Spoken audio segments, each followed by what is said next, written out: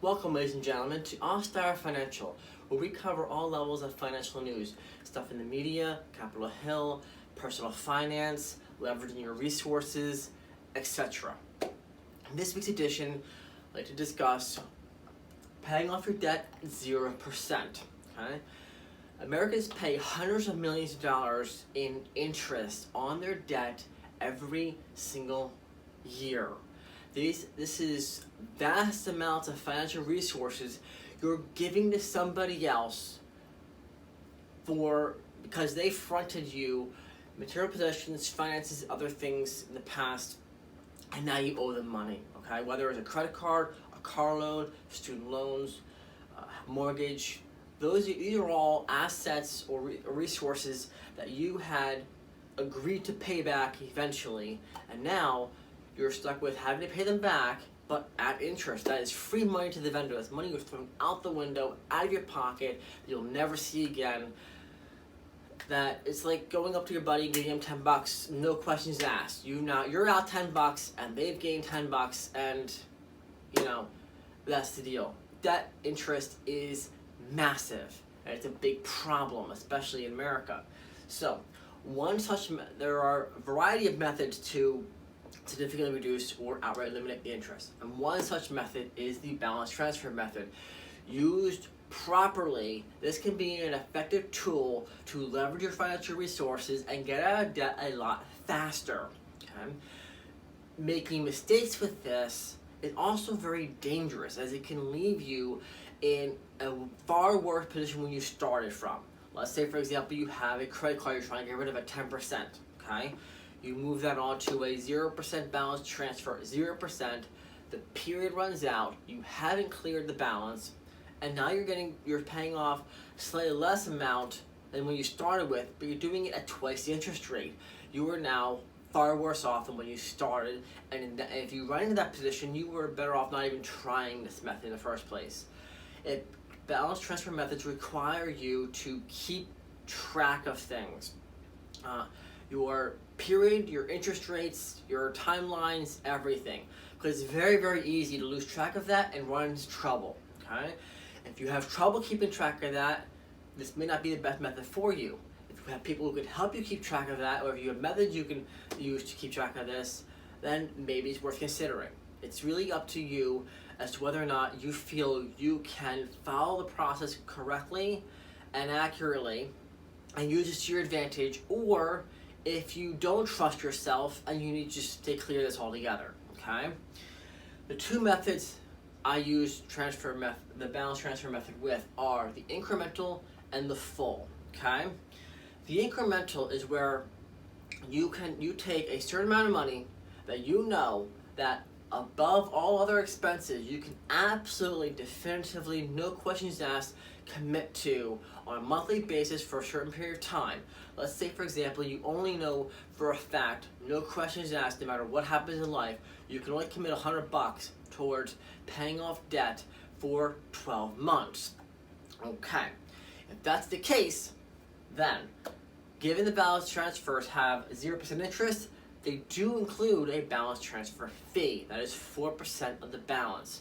So, in the case of $100 a month, let's say you take a $10,000 credit card and you transfer $1,000. Now you can clearly pay that off in 10 months at $100. I get that, but you also get the $40 fee in there. So you got $1,040 to pay off in 12 months. You get that cleared off by month 11. Your balance is clean and clear. Okay, you pay zero interest on $1,000, and now your original $10,000 started at $9,000 because you moved $1,000 off, and you've been paying that off over the course of the year. Maybe it's at $8,500, maybe it's at $8,700.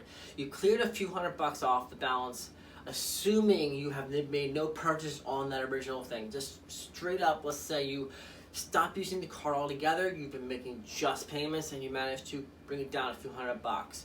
You've dropped that original balance by a few $100 at the original interest rate, and you've completely eliminated the original $1,000 you've transferred.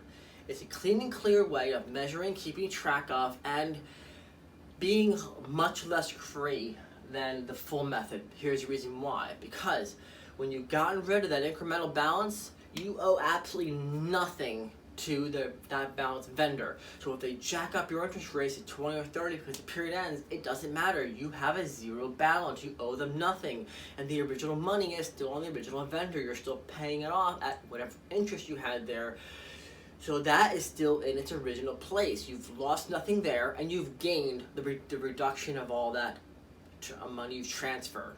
It's a safer way of going, and it's a recommended method of doing it, because if you miss a month or two and you're down to, let's say, a couple $100 left at the end of 12 months, you might be jacked up to 20%, but if you have your emergency fund, if you have savings stashed away, you can say, oops, I forgot that the interest rate's up. I just got a bill for $50 in interest on this, a couple $100. It's a penalty for losing track of it, but it's not going to kill you. You can just, boom, done. A couple $100, $250, done. You're gone. Out of my way, clean and clear. I lost track of it, but it's easy enough. The balance is low enough. I don't have to worry about how to pay it off. I can just throw something at it and it's gone. You're clean and clear, okay? So that's why it's safer. The more dangerous method, but saves you more money and interest, and I do not recommend this unless your credit is going to support it for the long term. The first one with incremental, all you have to do is get secure the account once, because then at the end of that period, it doesn't matter if you get approved for a new balance transfer or not. You still got rid of that debt, and you're still in the original place with the original vendor. With the full, your credit has to support the ability to secure new balance transfers with a high enough limit to be able to continue moving the full balance time and time again. There are so many factors involved in that, and I'll get into the credit scores and credit worthiness in a future video. But there are so many factors involved in that you have to have a very strong credit history, and the confidence of knowing that you can secure this stuff, because it's very high risk that you're going to end up at the end of an 18-month term with a balance and you get jacked up and you can't move the money because you couldn't secure a new account. Now, you don't have to have an absolutely immaculate credit score to do this, but a 500 or 400 credit score will not get it done. If you have over 700, it's a lot easier to get this done. If you have over 750, it's very easy to get this done. And if you're at over 800, they'll throw money at you, okay? And yes, it is possible to have a lot of debt and still have an 800 credit score because of all the factors involved in credit worthiness, okay? Given that, with full card hopping, essentially what you're doing is, let's say you have a $10,000 car loan, okay? And you want to move that over. You're paying $500 a year on that car loan. You move this over to a 0% balance transfer for 18 months. You pay them, let's say, on 4%, $400 flat fee for the transfer, okay? Right there, you've already saved money, because on the first 12 months, you saved $100 off the original $500 you would have paid the original vendor. You're now only paying this. You already paid the $400 up front, and by the way, the balance transfer fees are not something you pay in cash or pay up front. It's tacked on your credit limit. Your limit has to support both the amount being transferred and that 4% fee together, okay? So let's say, for example, a $10,000 loan you're moving, you need to have at least $11,000 in limit to support your $10,400. So you have a $10,400 balance. So after the transfer, you've still got $600 left over there you didn't need.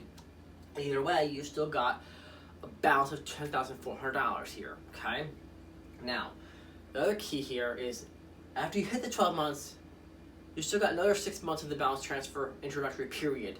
Now this is also 0%, so you're saving $250 off of what you would have paid to the other vendor. So now you've got a $350 interest savings on this first card.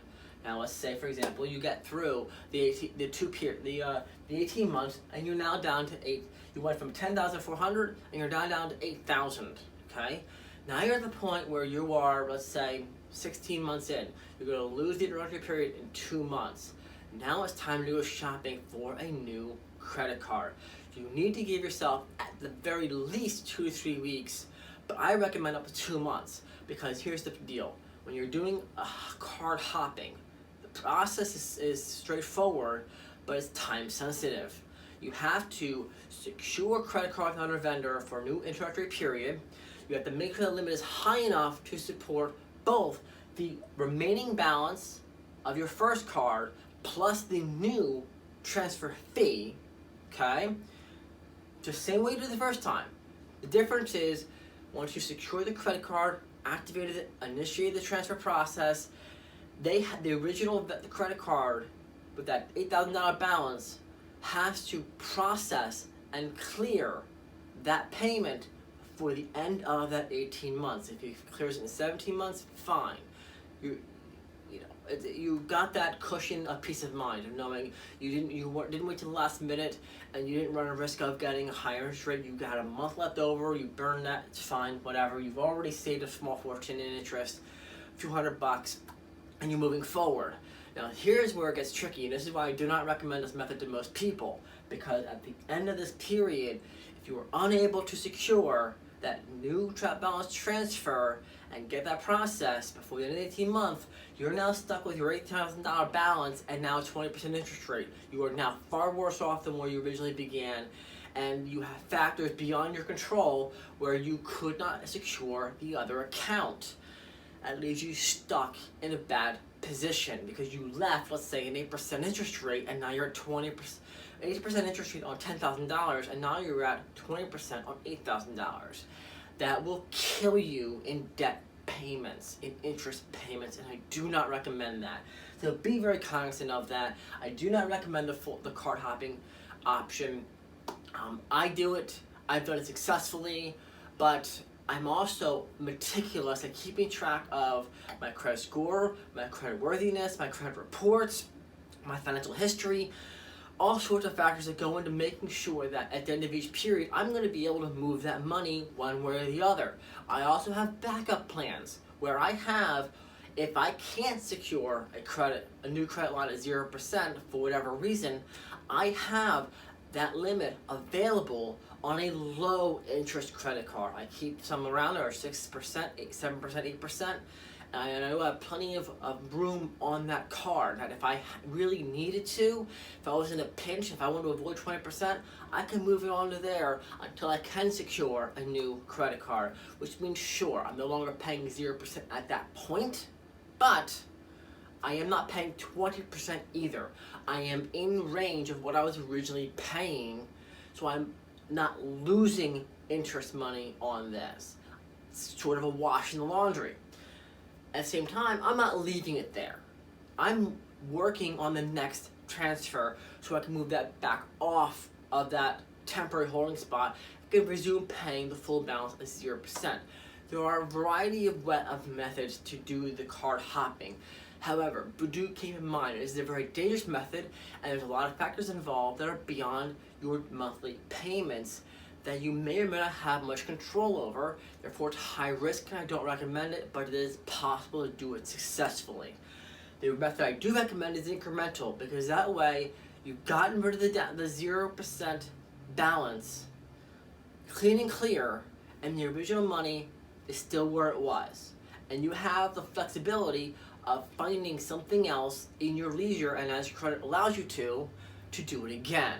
Either way, using the 0% balance transfer for that period of time allows you to save a considerable amount in interest and get yourself closer to a debt-free life a lot faster. If you have any questions, please leave it in the comment section below. Also, let me know what you think of this method. Do you trust it? Do you not trust it? Do you like it? Do you not like it? Let me know your thoughts on it. If you just happen to come across YouTube or this video on YouTube, please hit like and subscribe. It really helps the channel. Until next time, thank you for watching. Talk to you soon.